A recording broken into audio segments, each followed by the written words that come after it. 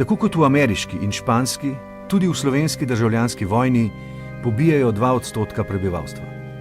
Okoli 30 tisoč prebivalcev Slovenije. Od tega jih komunisti pobijajo okoli 25 tisoč, protikomunisti okoli 5 tisoč. V najhujšem bratomornem zločinu v slovenski zgodovini so komunistične oblasti po koncu druge svetovne vojne umorile več kot 15 tisoč slovenskih vojnih ujetnikov in civilistov, ali 1% prebivalstva Slovenije. Slišal pa sem glas s strani jame: kolega, če se še živ, umaknem se, ker bo drug na te padel, pa te bo nubu. Vržen sem bil na jamo približno 10 dopoldan, pa sem bil v jame do polnoči.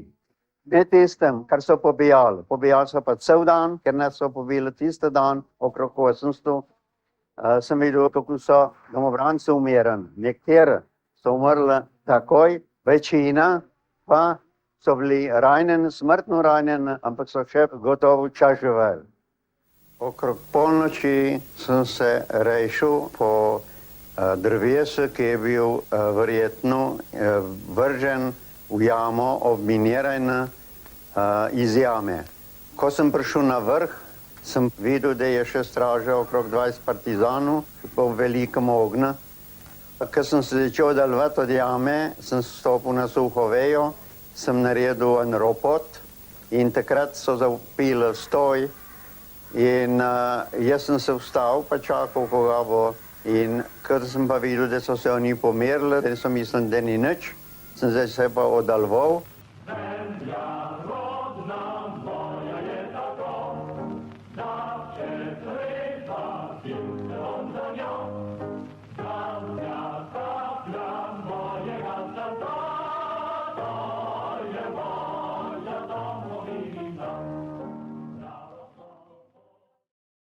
Pozdravljeni, dragi gledalci.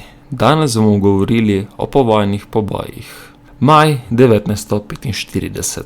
Topli spomladanski dnevi, a nad Slovenijo visi temen oblak. Evropa praznuje konec druge svetovne vojne.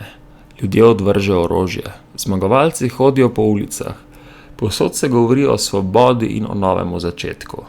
Tudi za Slovenijo se tu začne nova, tiha in še bolj kruta tragedija. Na mesto miru pride do krvavega maščevanja. V nekaj tednih po vojni izgine na desetine tisoče ljudi. Vojaki, civilisti, ženske, starci in celo otroci. Brez sojenja, brez dokazov, brez pravice do groba.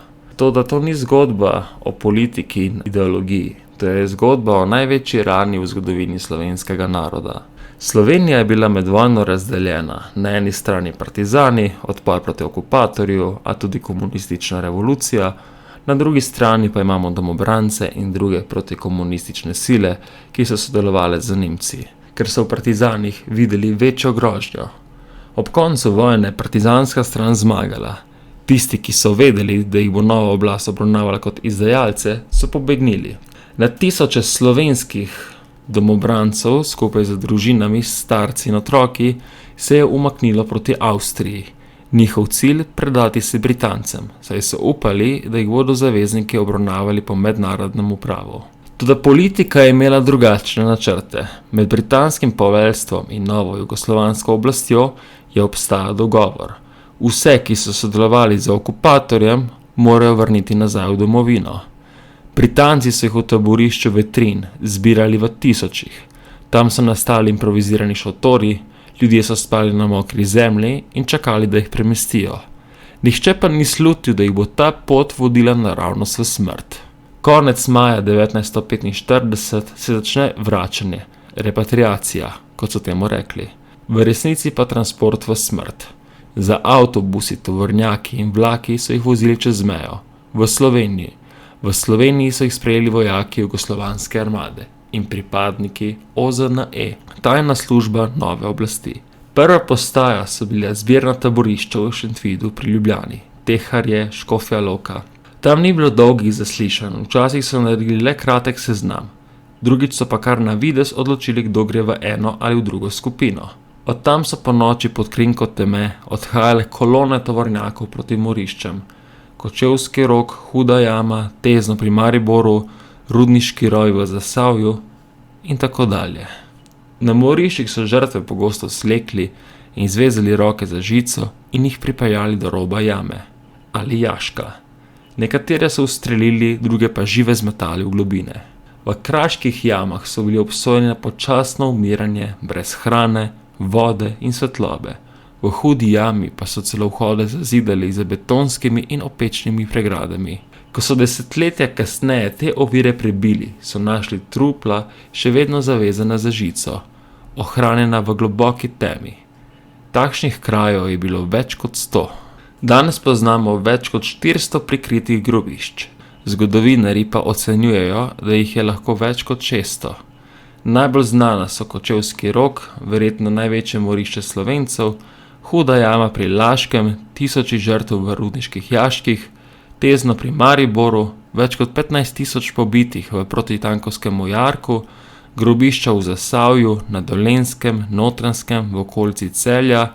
Skoraj ni kraja v Sloveniji, kjer zemlja ne skriva kakšne take zgodbe. Razlogi: maščevanje za sodelovanje z okupatorjem, odstranitev političnih nasprotnikov in utrditev oblasti. Toda ne glede na razloge, obstaja dejstvo: žrtve niso dobile poštenega sojenja. Bile so ubite na skrivaj, daleč od oči javnosti, pogosto v eni sami noči. Dolga desetletja po vojni se o tem ni smelo govoriti. Družine niso vedele, kje so njihovi bližnji. Šele po osamosvojitvi Slovenije so na srečo začeli odkrivati grobišča in vračati imena mrtvim. Toda rana je ostala. To ni zgodba o rdečih in belih. To je zgodba o ljudeh. O tem, kako hitro lahko svoboden človek spremeni maščevanje v nasilje in ko pozabimo na osnovne človekove pravice. Če želimo kot narod zrasti, moramo te rane priznati in se iz njih učiti. Le resnica in spoštovanje žrtev nas lahko vodita naprej.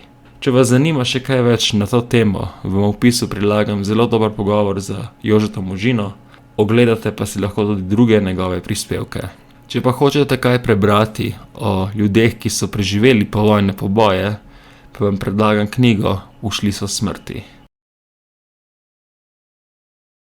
Upam, da vam je bil današnji dokumentarec všeč. Če vam je bil všeč, pritisnite like in se naročite. Hvala in lep dan.